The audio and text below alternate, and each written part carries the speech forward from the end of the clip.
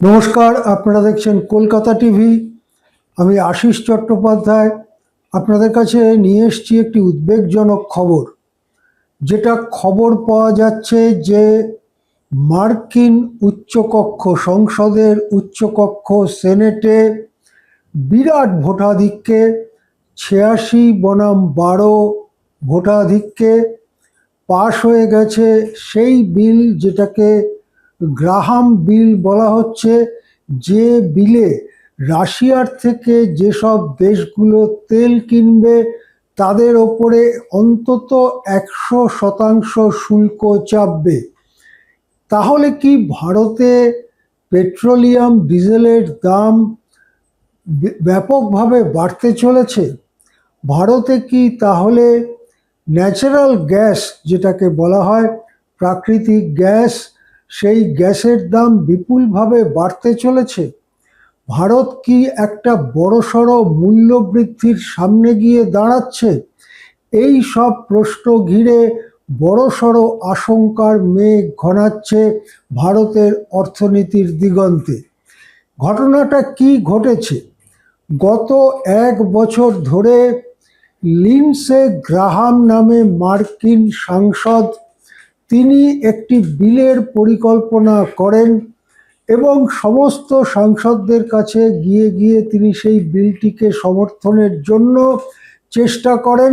সেই বিলটি কি না, রাশিয়ার থেকে যারা তেল বা প্রাকৃতিক গ্যাস কিনবে তাদের পণ্য যদি আমেরিকায় তারা পাঠায়, রপ্তানি করে, তাহলে সেই সব পণ্যের ওপরে 500% শুল্ক চাপানো হবে।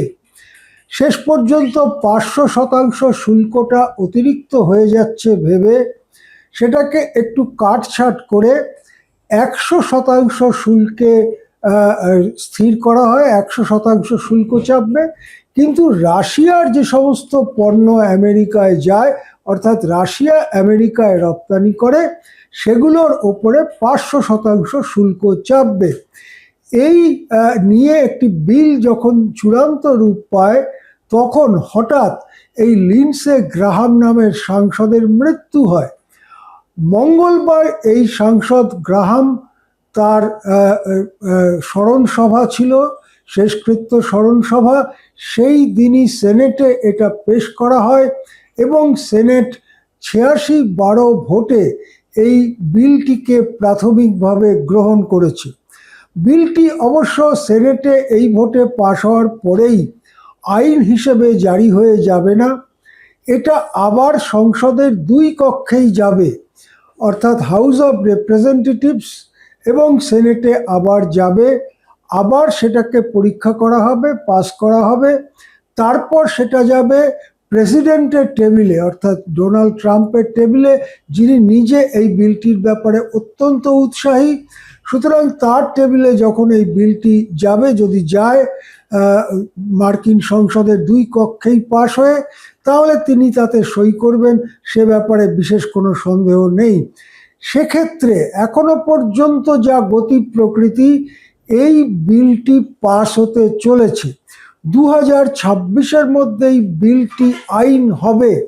সেক্ষেত্রে আমেরিকায় ভারতীয় পণ্য রপ্তানি করা প্রায় অসম্ভব হয়ে যাবে। এর আগেই ওষুধ এবং ফার্মা সংক্রান্ত পণ্যের ওপরে বিরাট পরিমাণ শুল্ক চাপিয়েছেন ডোনাল্ড ট্রাম্প। এবারে ভারত, তার সঙ্গে চীন এবং আরও কয়েকটি দেশ যারা ভালো পরিমাণে রাশিয়ার তেল কেনে, তাদের ওপরে যদি এই শুল্ক চাপে, তাহলে ভারতের পণ্য এতটাই দামি হয়ে যাবে, অর্থাৎ আমাদের এখানের 10 টাকায় যদি আমরা আমেরিকায় রপ্তানি করি, তার উপরে 10 টাকা শুল্ক চাপবে, অর্থাৎ 20 টাকায় আমেরিকার লোককে সেটা কিনতে হবে। আমেরিকার লোক স্বভাবতই অত দাম দিয়ে কিনবে না, অন্য দেশ থেকে তারা আমদানি করার চেষ্টা করবে এবং ভারতীয় রপ্তানি মার খাবে। এই পরিস্থিতিতে ভারতকে এবার ভেবে দেখতে হবে যে আমেরিকার কাছে হাঁটু গেড়ে বসে বশ্যতা স্বীকার, নাকি আমেরিকার চোখে চোখ রেখে বিকল্প রপ্তানির জায়গা তৈরি করা এবং আমেরিকা নির্ভরতা ধীরে ধীরে কমিয়ে নিয়ে আসা। কোন রাস্তাটা ভারত শেষ পর্যন্ত নেবে।